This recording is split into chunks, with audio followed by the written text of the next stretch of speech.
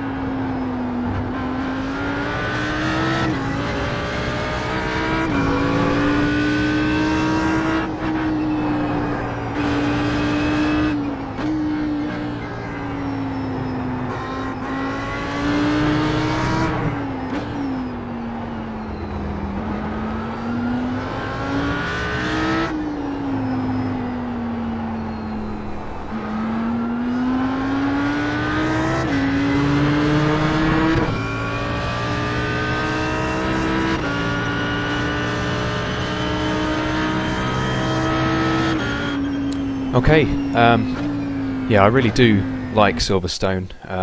Obviously, it's one of my home circuits, but it's probably one of my favourites to drive, together with Spa, and I just love the flowing high-speed corners. Obviously, you got Maggotts and Becketts, which are one of the most famous sequences of corners in the world, and it's a real driver's circuit. The corners are long enough to really sort of balance the car mid-corner. It's not all about just point and shoot. You're kind of managing the car throughout the whole phase. Entry to apex to exit is all a management. Yeah, I really like that kind of thing. So especially with the Audi. So yeah, so let's go back here and watch us coming out of Luffield. So obviously for your qualifying lap you will want a really nice exit out of here. Make sure you have a nice amount of speed going into Copse Corner. So yeah, on the brakes I think there is no actual 100-meter marker here, it's just this turn right sign, but I braked just before there. Obviously reasonably hard, but in the Audi, I have said this before, but my inputs are reduced versus the Z4 in general. So on the brakes here, for example, I'm only on about 60 or 70% versus the BMW where I'd be on nearly 80 or even 90. So that's interesting, and it's probably because the brake pressure is higher, I guess. The setup that I'm running here is included in the data pack on the virtualracingschool.com website. So I can't actually remember if there is a brake pressure adjustment, which is quite bad. So as I'm turning in here, I'm trail braking. So pretty much similar trait to the BMW or driving style required as for the BMW, where I'm trail braking deep into all the corners until the last minute, till the apex, where I'm getting back on the power.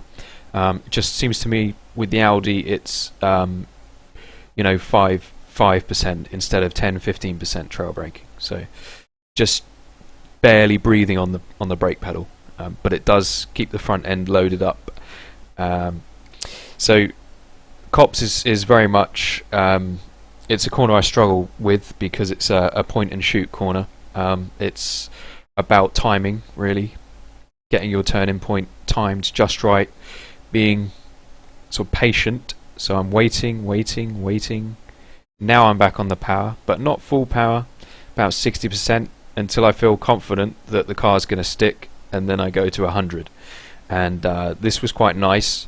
You want to be using this curb on the exit. You don't want to be going onto this AstroTurf because it's very slippery, and you'll probably end up out here. And on this runoff as you rejoin, there's some nasty bumps which you definitely need to stay off if possible.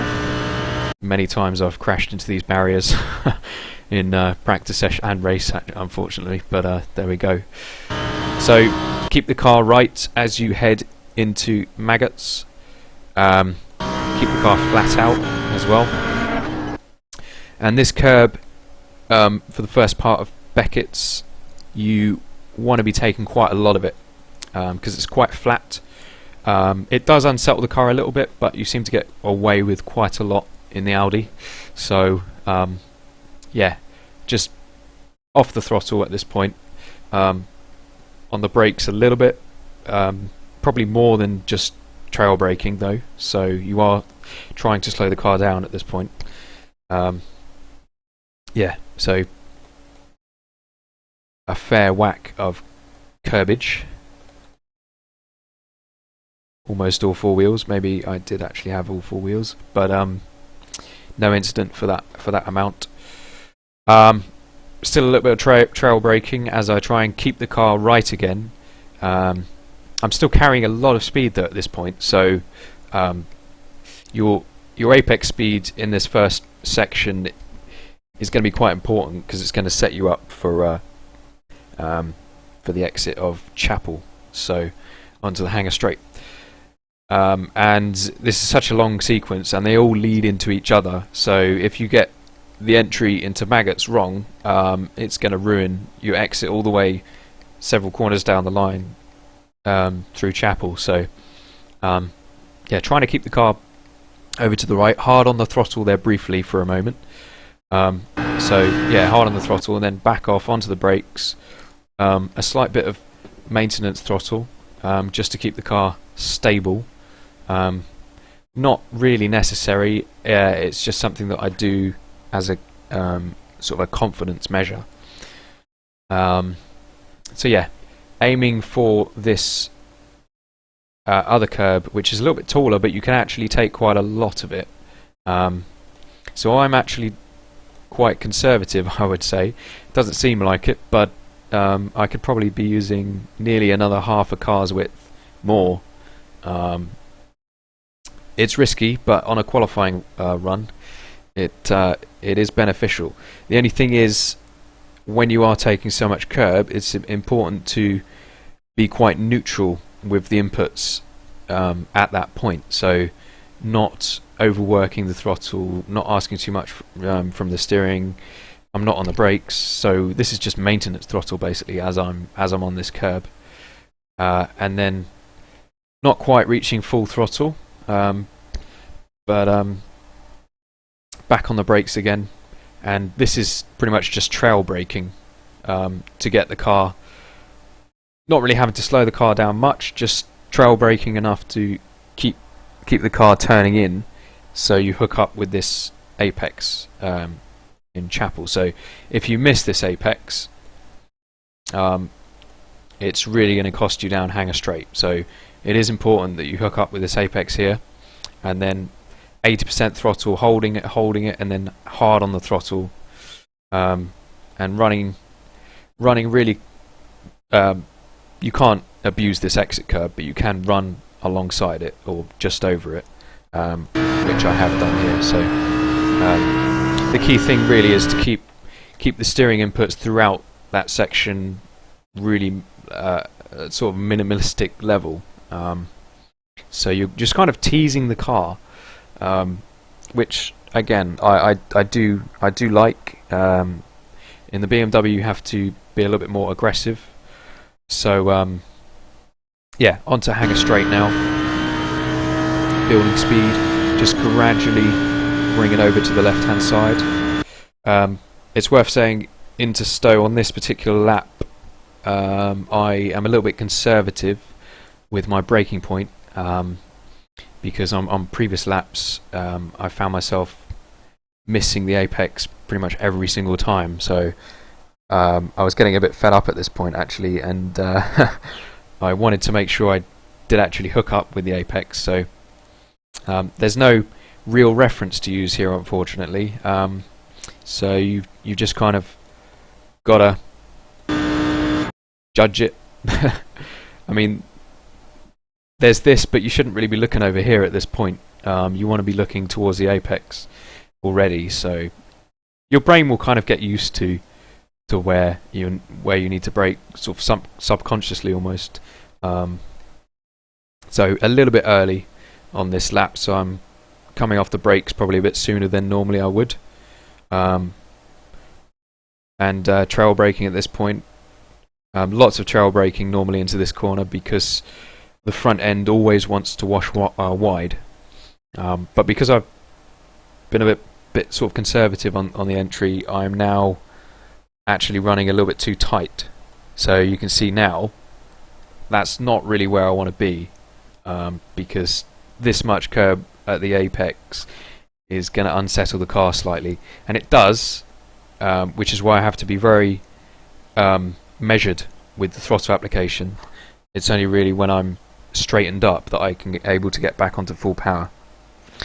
So into, is it Club or no, this first part is actually Vale.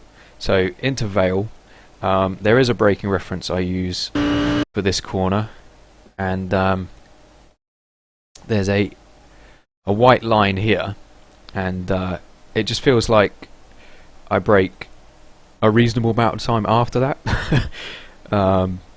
So again, only about 70% brake pressure. It's probably worth me saying at this point that if you don't have a decent pedal set, you probably want to look into that, because if you have, say, G27 pedals without any kind of modification, it can be quite difficult to consistently hit 60%. Like, I'm bang on the brakes and I'm immediately at 60%, and it sort of feels natural to me. Now, I am actually using a G25, but which is like 8 or 9 years old now, which I've had to maintain over the years. But I am using the Nixon mod. But any similar modification that makes the brake spring stiffer, and with like a rubber block, to give you that progressive increase in resistance. Obviously, a load cell is the goal. I'd love a load cell, because then it's pretty much it feels more natural. It's more like real life, and it's more about obviously force rather than position. So I think you're probably able to be more consistent. So, but yeah.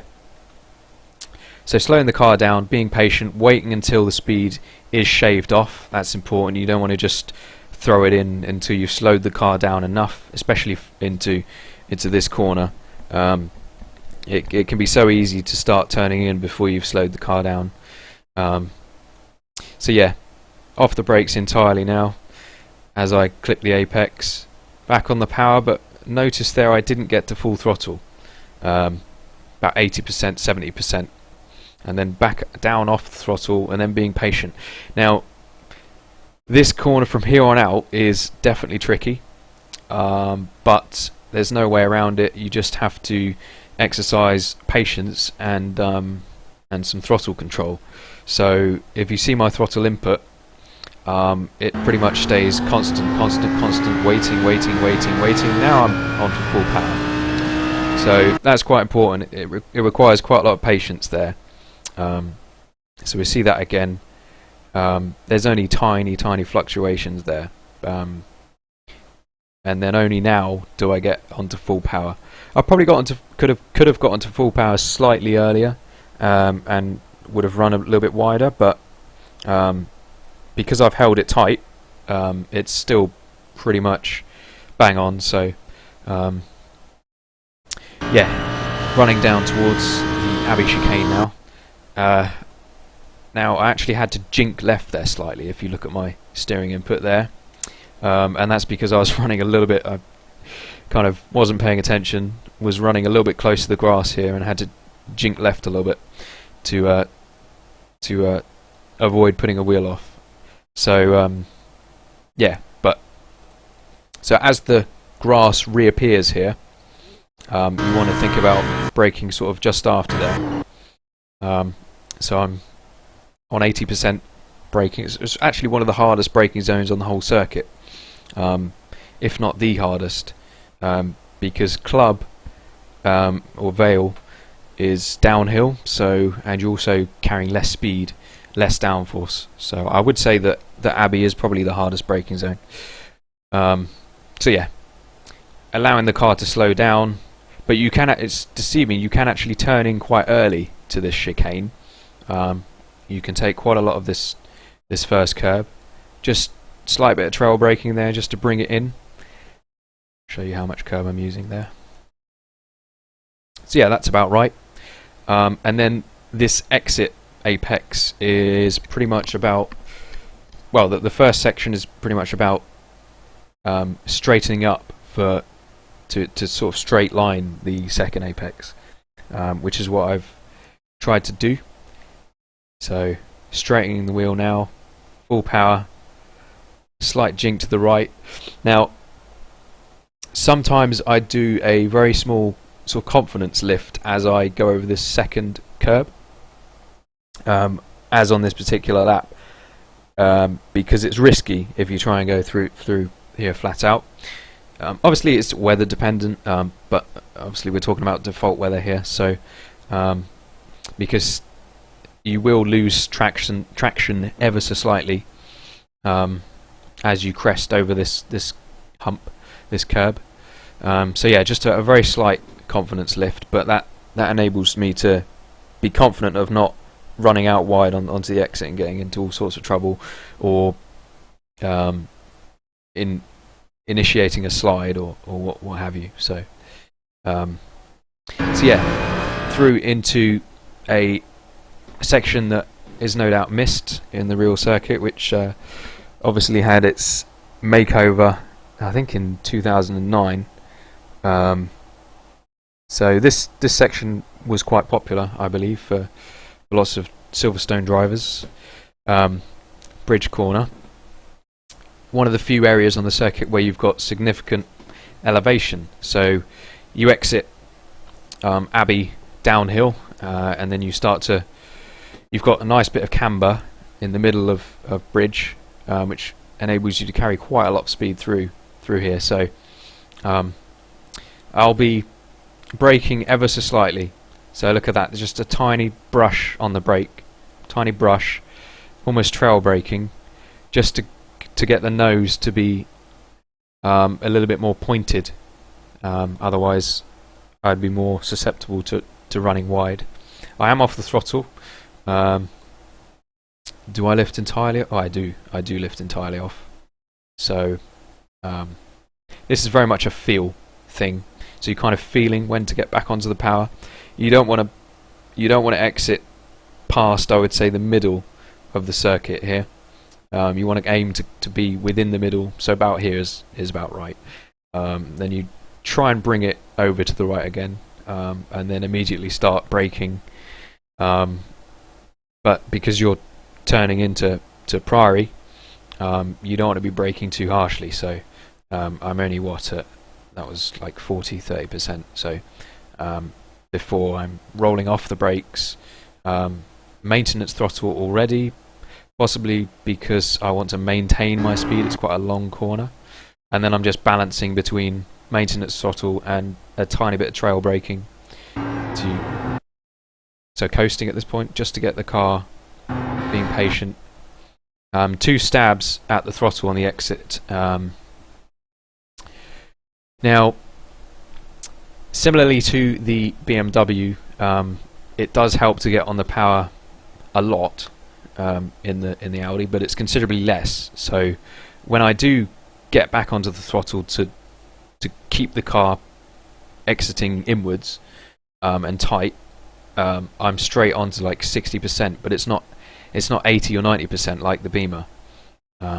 So I do actually have a slight confidence lift just after I initially get onto the power. So onto the power and then off and then back on, probably because I felt like I was starting to run out of track, which turned out to be right because I'm onto this curb here. Yeah, look at that, kicking up some dirt. So obviously if I didn't have that lift, I would have been off the track here. So that's about as wide as you can possibly get away with. So I was quite lucky. And then immediately hard on the brakes. Well, I say hard, probably 50-60%. And then into probably quite a painful sequence of corners on what is otherwise a great circuit. What is this corner called? I've got a map. Oh, Brooklands, of course. Yes, Brooklands. So this is quite a tight corner on the full configuration, and it does help to hook up to this inside curb. Kind of sucks you around, which is nice. So I was coasting very briefly there. Well, trail braking, and then very, very briefly sort of coasting. Well, minimal, I would say. But yeah, so just using the curb to suck the car in, keeping it tight, enabling you to get onto the throttle a bit nicer for the short spurt before Luffield. The only thing is you have to be a little bit cautious because it can induce oversteer, which can be very tricky. That is the one thing about the Audi. If you do get into a situation where you're sliding, it's definitely a handful to get back. You can't abuse it like you can in the BMW. So yeah, you have to be sort of conscious of that. So yeah, not on full throttle yet, only just now on full throttle. So again, similar theme, bit more patience when applying the throttle. So just bringing the car down in speed ever so slightly. You have to be very cautious, essentially, through these and patient through these final corners. And as I hit this curb, I do actually apply some maintenance throttle, just because I don't want to slide. And then here it's just a matter of coasting, waiting. Just a little bit of throttle now, up to 60%. Still waiting, not asking too much. Still at 60%, 70. Now we're on full power. So the track's started to open up. We're at full power. We've opened the steering as well. That's very important. As you get to full power, you're opening the steering right up, and then allowing the car wide onto this curb here on the exit. And then obviously if it's a qualifying lap, you want to keep nice and tight as you cross the start-finish straight, or at least keep the car from scrubbing too much speed. So it's a compromise really, but that was nice. So yeah, there we are. I hope that was enjoyable. Obviously a bit different with the Audi this time. Hope it was valuable. Yeah, I'm not sure what next week is. I know we have the full Nürburgring coming up, so that's going to be a scary one. Not sure how I'm going to approach doing that, because I don't fancy doing a 2-hour video. But yeah, until next week. Thanks a lot. Bye.